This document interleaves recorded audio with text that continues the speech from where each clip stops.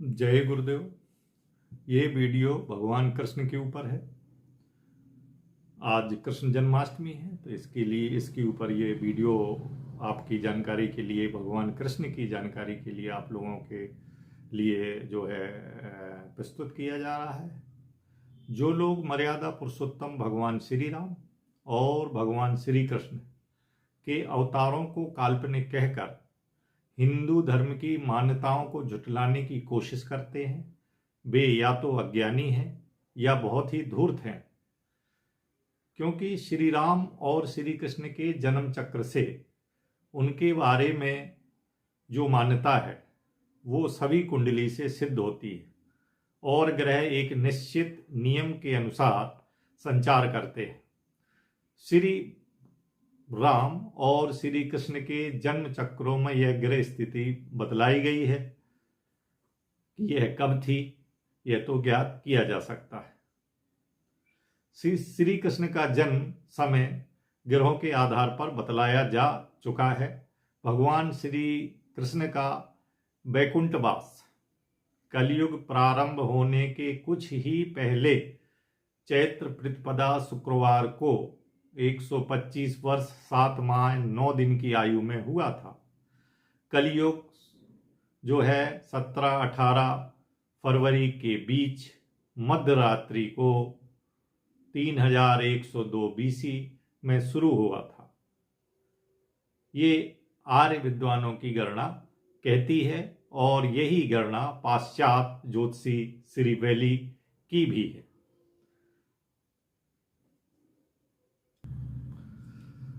भगवान श्री कृष्ण का जन्म 5253 वर्ष पहले हुआ था।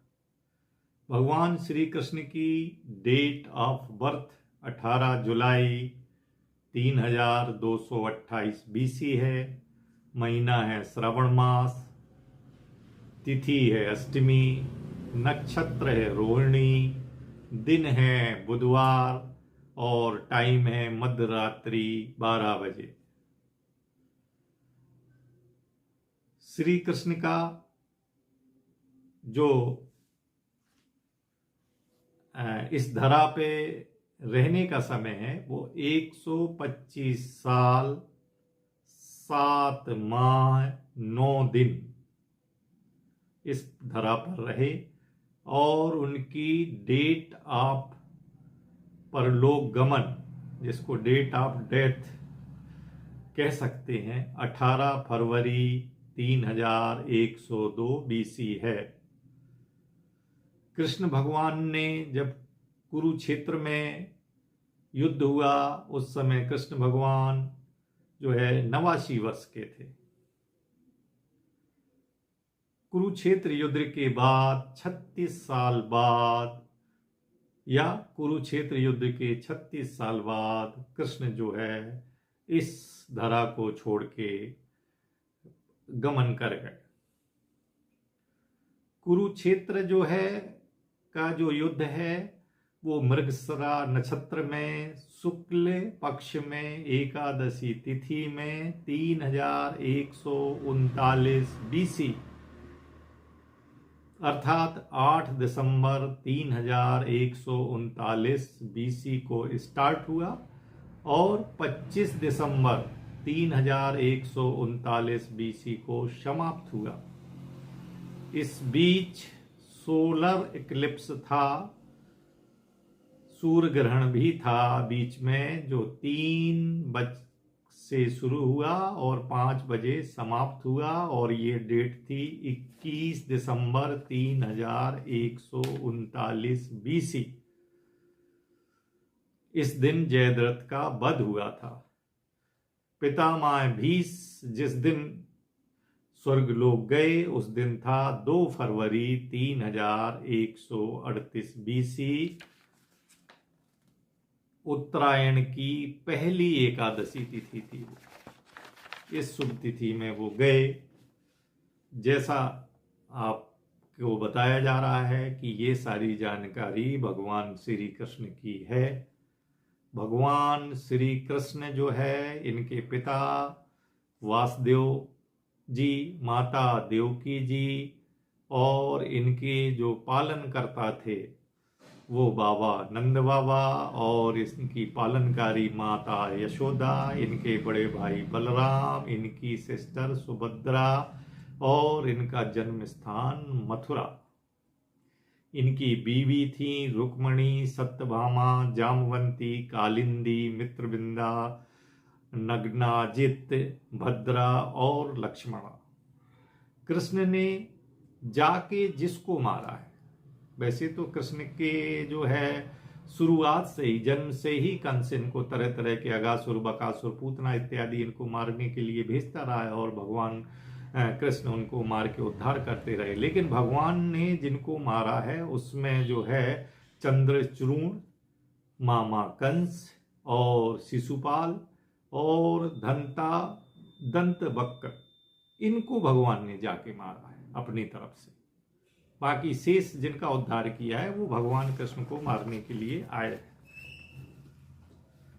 भगवान श्री कृष्ण की यदि कोई कुंडली जानना चाहता है तो कहते हैं भगवान की वृषभ लग्न है और रोहिणी नक्षत्र में जन्म हुआ है, तो इनकी राशि भी वृषभ राशि है।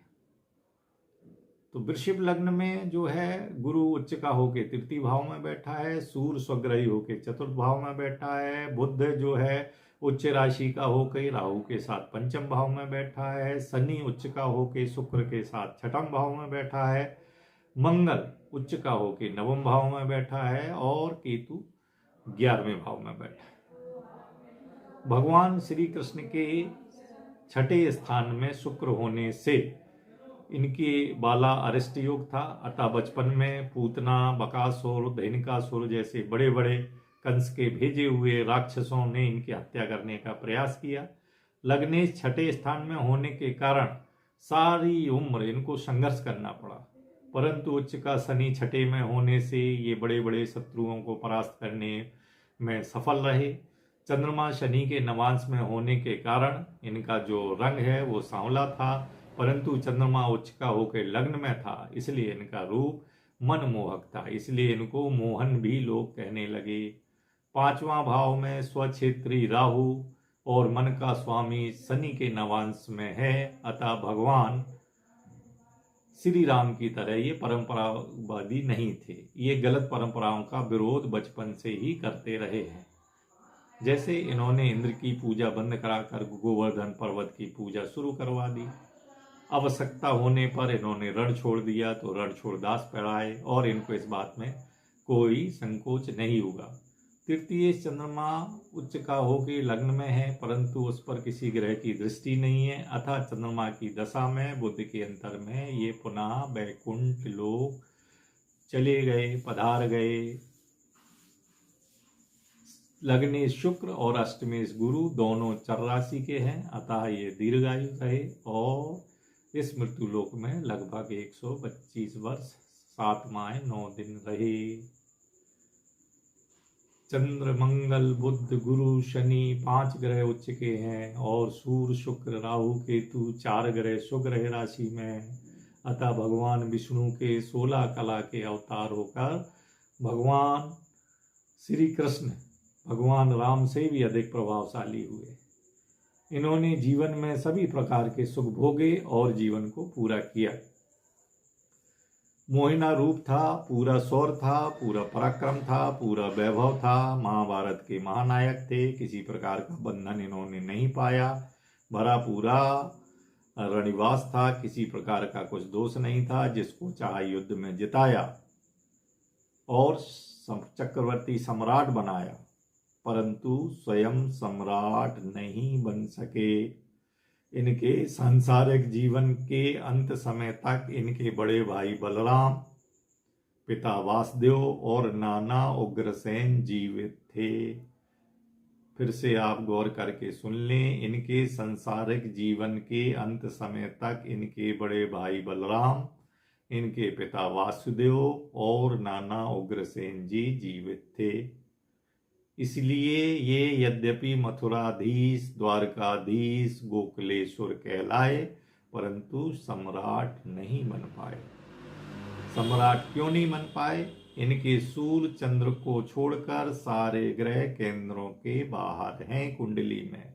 अतः न रोचक योग है, न सस योग है, न भद्र योग है, न मालव योग है, न हंस योग है, यहाँ तक कि जन्म चक्र में गज केसरी योग भी नहीं है। चतुर्थेश से राजयोग बने बिना सिंहासन प्राप्त नहीं होता। इनके चतुर्थे सूर्य स्वग्रही हैं, सूर्य स्वग्रही अवश्य हैं, परंतु इस सूर्य का किसी अन्य केंद्र या त्रिकोणाधिपति से संबंध नहीं है, अतः इन्हें सिंहासन प्राप्त नहीं हुआ। यद्यपि धर्मराज के राजसूय यज्ञ में इनको अग्रज मान के पूजा किया गया। तृतीय उच्च का होने और तृतीय घर में उच्च का गुरु होने के कारण ये महान उपदेशक थे। इनके द्वारा दिया गया गीता का ज्ञान आज भी सर्वोच्च दार्शनिक ज्ञान है। नमस्कार।